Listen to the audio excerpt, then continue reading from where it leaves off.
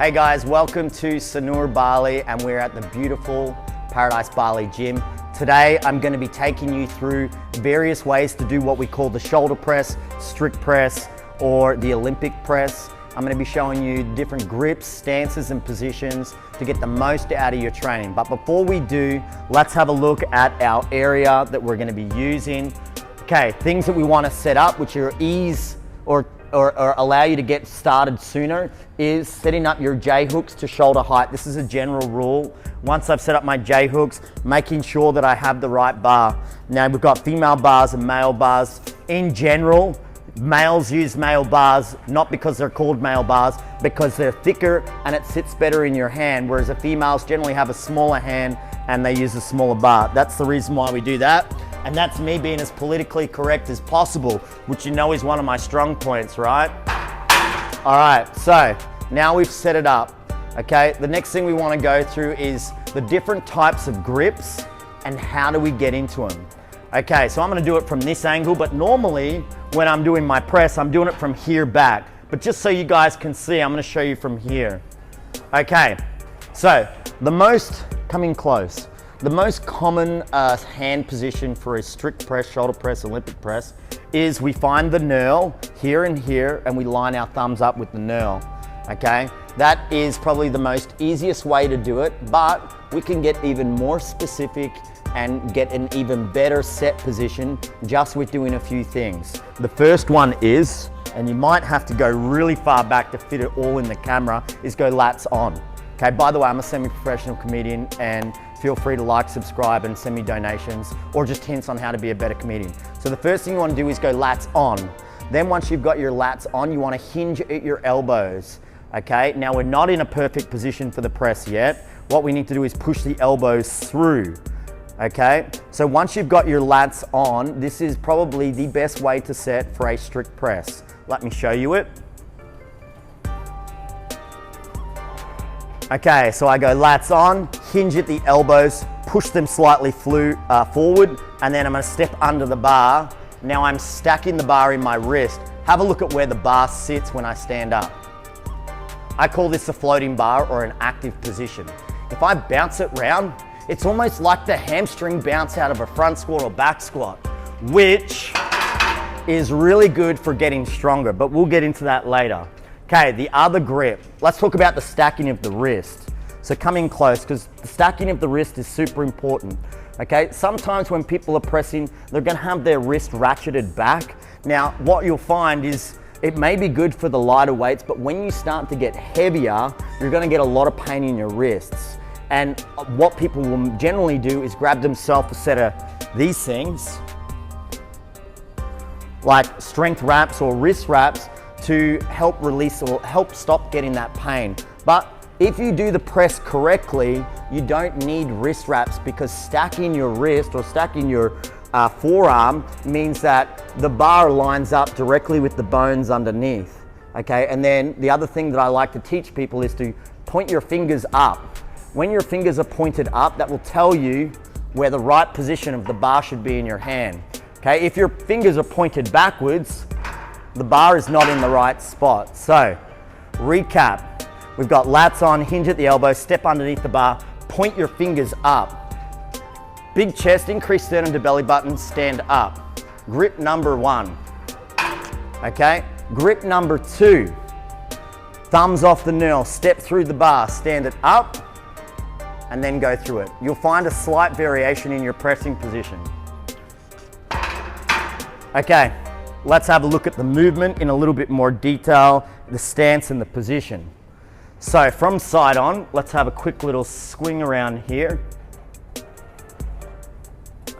Okay, so as I come under the bar, I stand it up, I step backwards. We're often told that we should be in a hip width stance.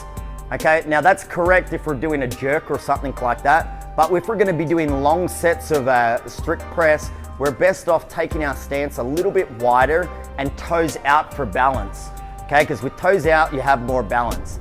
The next thing is increasing sternum to belly button, which brings your chest up, making sure you've got a floating bar.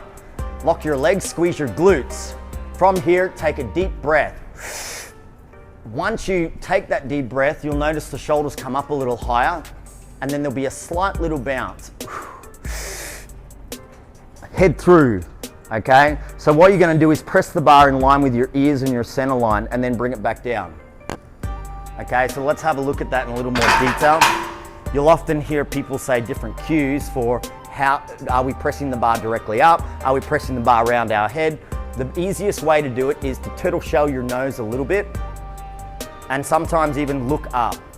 Then from there you press the bar up, and as you see the bar pass your eyebrows, punch the head through. Not excessively, just so that you can feel the bar aligned to your ears.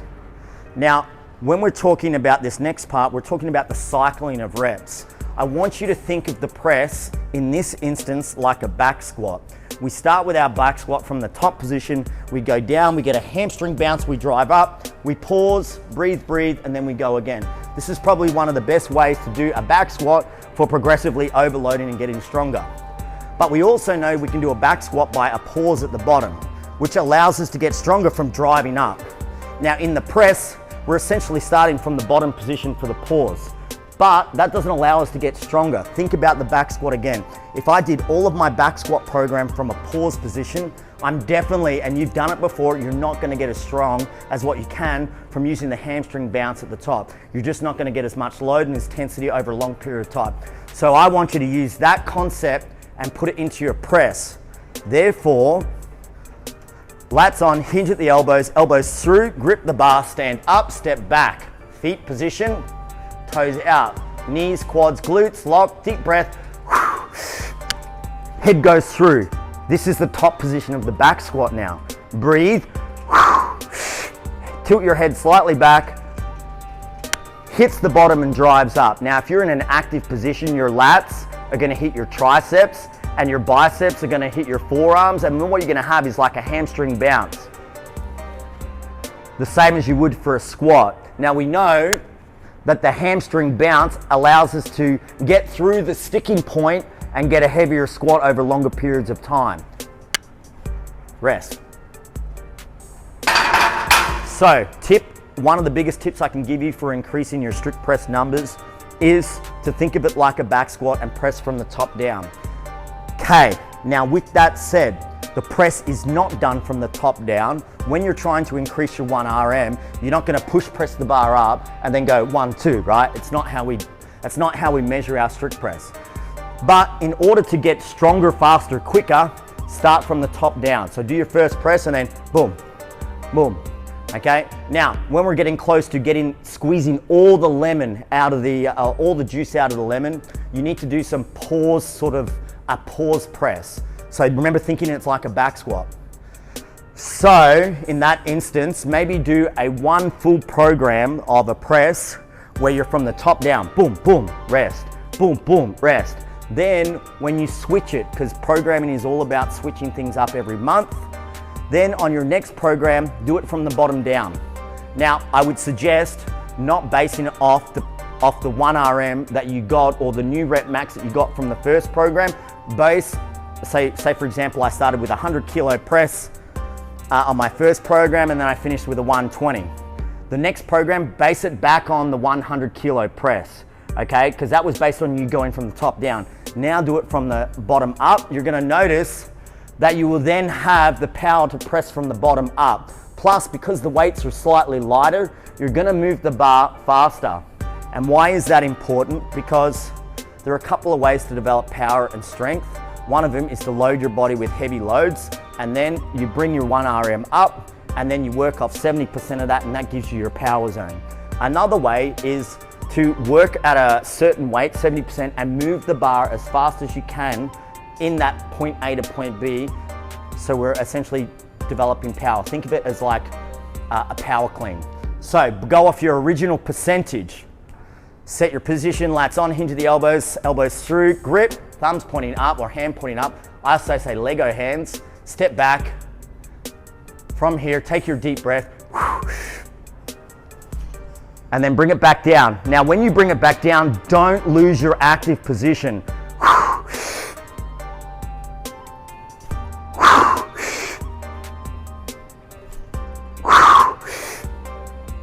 Now you would have heard my breathing.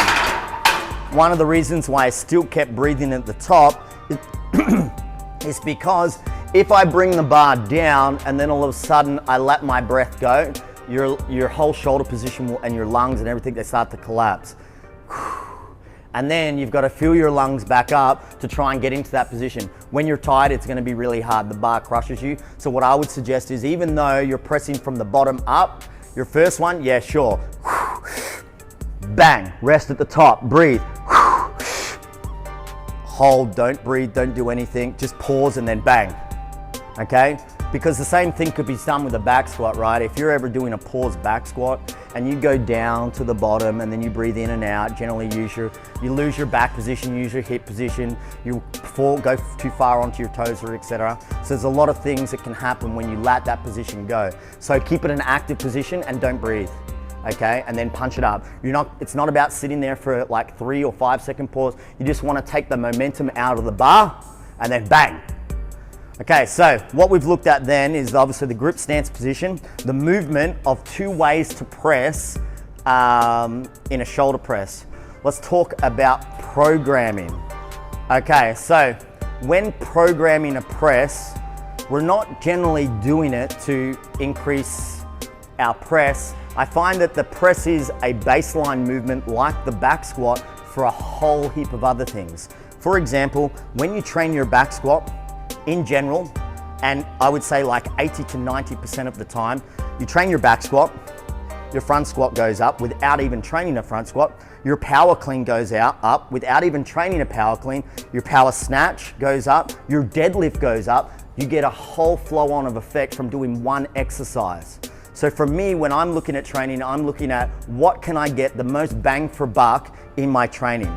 Because if I can get one exercise, it's going to cover a whole heap of other exercises and make gains. That's the perfect world. I spend less time in the gym and I can also load this more. I can put more intensity into this and then not have to do the volume, which in long term can give your body a few issues. Okay, so I'm trying to keep the volume of all the other exercises low by jacking the volume on one. The exact same thing happens with the strict press. If you do your strict press in this position and you do a bench press, not a powerlifter bench, just a regular bench press in this position, and then you're doing your push-ups in this position, and you're doing your handstand push-ups in this position, and you're doing your dips in this position. By training this movement, you're going to increase not only the weighted versions of them. So strict press, you're going to get better at handstand push-ups. Strict press, you're going to get better at your bench press in this range. Strict press, you're going to get better in your dips in this range. And then you're also going to increase the reps, because as your strength goes up, your power goes up, your stamina goes up, and your muscular endurance goes up without even doing things like conditioning or training stamina specifically. Because then now we're looking at what's the most bang for buck I can do. You bump those numbers up, all the other things increase. Doesn't mean we don't train them, it just builds the numbers quicker, less time, faster results, and that's what we're all after. Okay, so for programming of this, if you're doing a strict press, I recommend no other pressing movements loaded. None, okay? There is some people that will go, well, I'm gonna do a strict press and a bench press and I'm gonna do a weighted pull up and a weighted pull. Sure, definitely, but you're not gonna get the same amount of volume or intensity if you just did the strict press alone. Because as soon as you do the strict press and you hit it with some intensity, you've already decreased the amount of intensity that you can hit on your bench press. Same with a pull up or a pull or a horizontal pull movement. So my suggestion is do strict press by itself as a specific movement with no other strength exercises in the pressing area. Now with that, what I would also suggest is for long-term not getting injuries, whenever you do a push, you should do a pull. Some people even say you should do 2 pulls because we have a habit to do more pushing in our normal daily life, so we can end up maybe a little bit hyperkyphotic, whatever. Me, 1 and 1 is fine. If you start to notice that your body's starting to get pains or whatever from maybe shoulders rolling forward, then obviously add an extra pull in. But in general, if you're gonna do a strict press, I would suggest a weighted pull-up, or if you're not at that stage yet, use the lat pull down, because that's what it's there for. Not everyone can do a weighted pull-up. Now the other thing is the progressive overload of this movement. Okay, so when we look at the progressive overload of this movement, presses do not jump 10%, okay, per session. You're looking at 5% per jump. So if I press 100 kilos, then each session I'm jumping 5%. We also need to, obviously if we're progressively overloading, we can't just keep going each session, add. We need to vary our reps and our percentages. So for example, maybe I'm hitting 70%, 80%, sorry, 70%, 75%, 80%, X, Y, Z reps. The next week, I'm then instead of starting from 70%, I'm gonna start from 75%. From 75, let me do my maths, 80, 85. The next week, 80, 85, 90%. That's probably the best way that you can do your press. And the other thing is, generally press cycles only last for a month, okay? Because once you can't really develop that much strength in such a short, or in a month. Once you're sort of jumping 5%, you'll notice after about 4 weeks, you're no longer able to hit the next 5%. So that's a great opportunity for you to stop the program. I mean, you could run it and see how long you go, okay? There is obviously an inherent risk of overuse.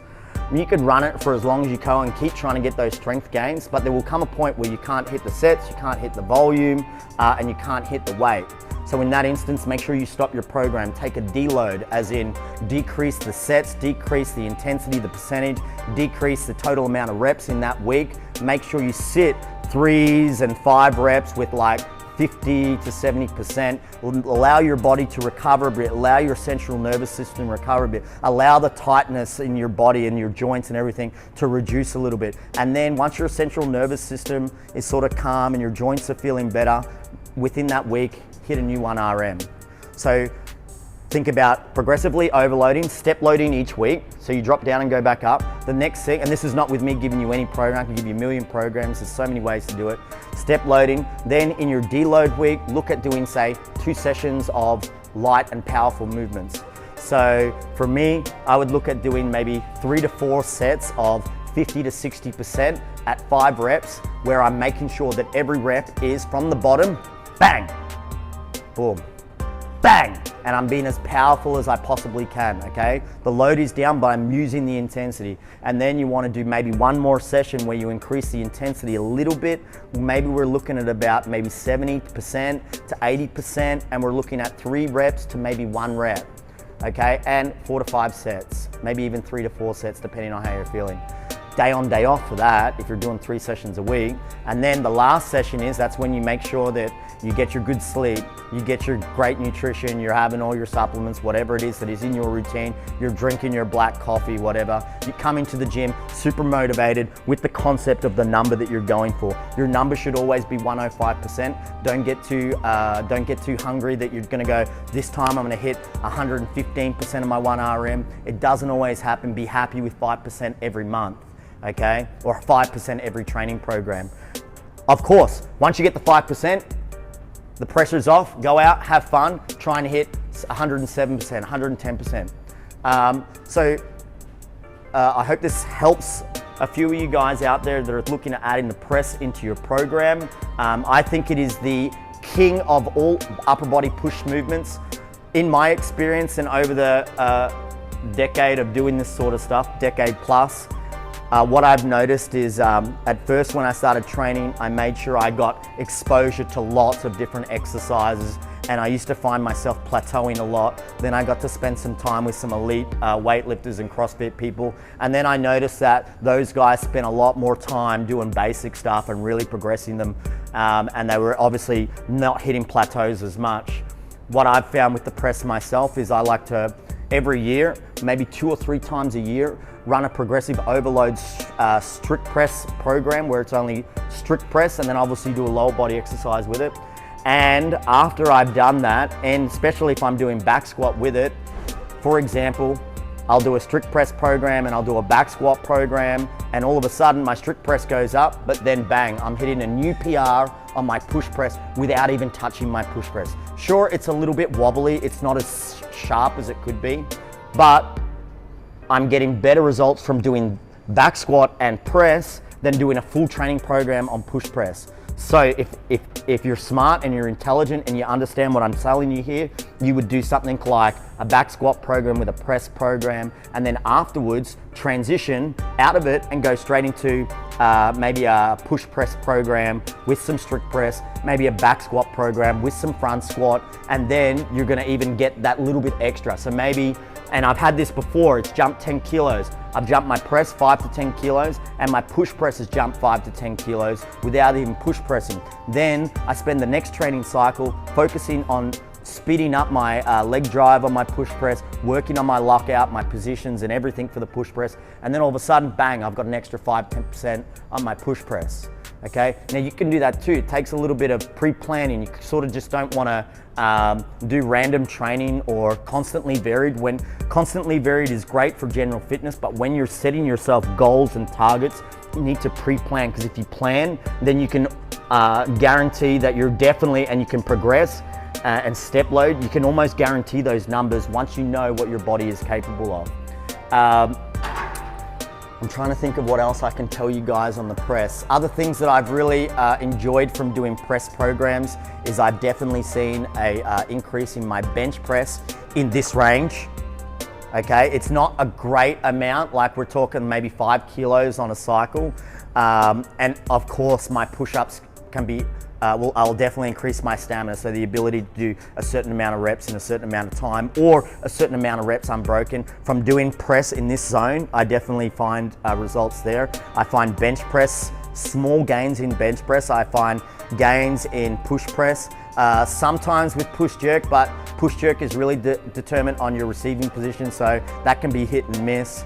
Other things is definitely dips, and here's one that not many people know about, is that when I started doing strict press programs, now I used to train handstand walking a little bit, but all of a sudden, after I became really strong overhead, your traps become really strong because you're in this position, and my handstand walking got easy.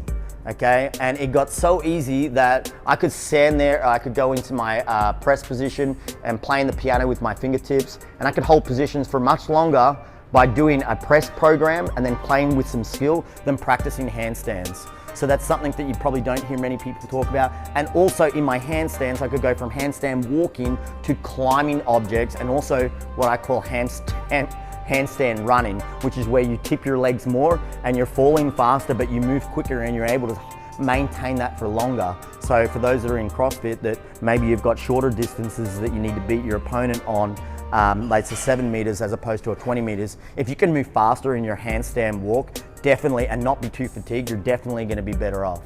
Okay, so recap on everything we've gone through today. We've gone through the strict press and why it's important. We've gone through the hand position. We've gone through why it's important to stay inactive. We've gone through the movement, not in too much detail, but enough that gives you an understanding of it. We've gone through percentages. We've gone through transferability. One thing we haven't gone through yet, which is over here, which is equipment. Okay, so I'll tell you a story. I never got strength wraps because I honestly thought they were for Povo people because they were cheaper than wrist wraps. Wrist wraps are generally made out of a more flexible material, and I found I used to always use wrist wraps, and then I got to Bali and I couldn't find wrist wraps anywhere. So I was like, oh sweet, well I'll just sell strength wraps. And so then by the fact that I didn't need to buy wrist wraps, I started using strength wraps. I started realizing actually how much better a strength wrap is, because the idea of the wrist wrap or the strength wrap is you cover the joint and you stop the movement.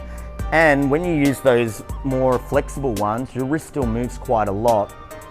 When you use a strength wrap, you can really make it a lot tighter. You can cover more of the joint.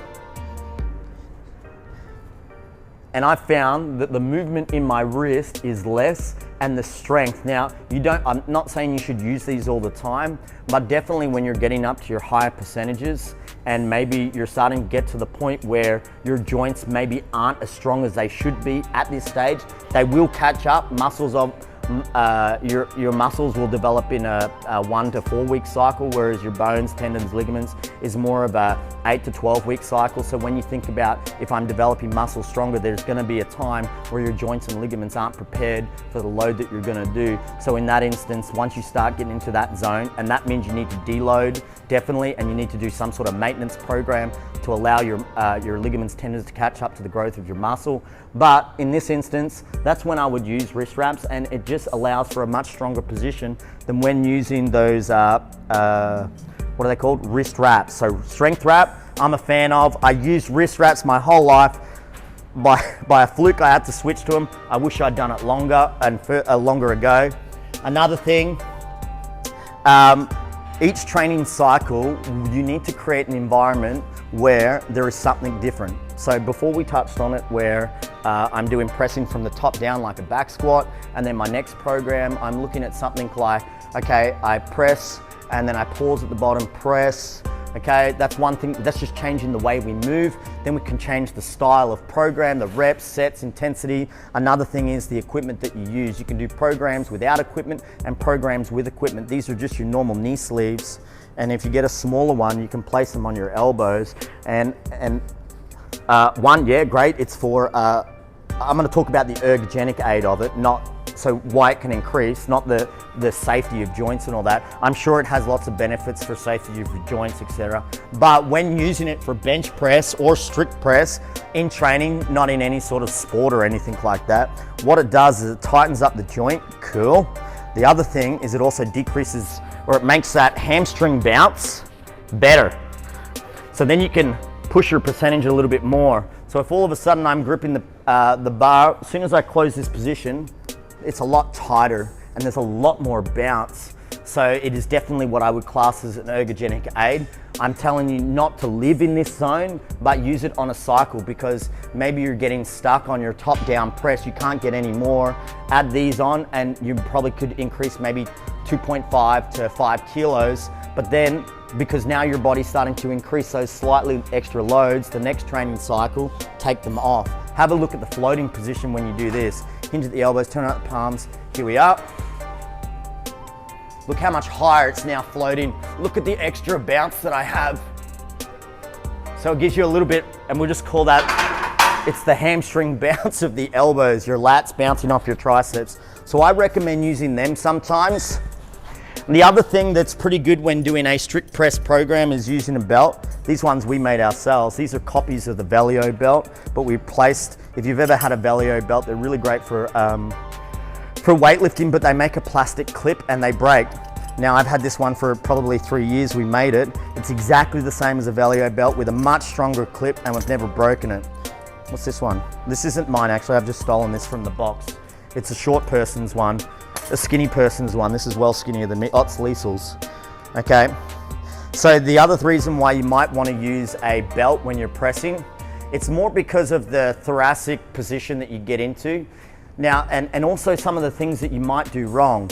So without the belt, I need to make sure that my glutes are on so that my lower back is more controlled. So as I start to go into this extended thoracic position, I'm not going to move from my lower back. I'm moving more from thoracic. When I don't have the glutes on, I can move way more, and that's not an ideal position. It reminds us of the 1950s, 1960s Olympic, the clean and press, where they would go all the way back and then press it up.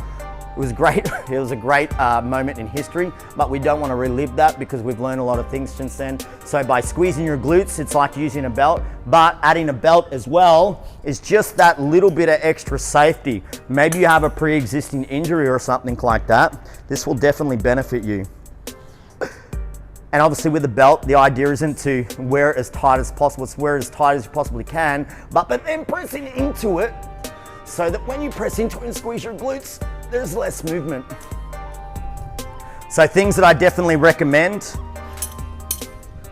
and they're not for every training cycle. It really depends on how you went in the last training cycle. These are just variables that can help you break plateaus. Depending on your age, you might want to use it depending on previous injuries.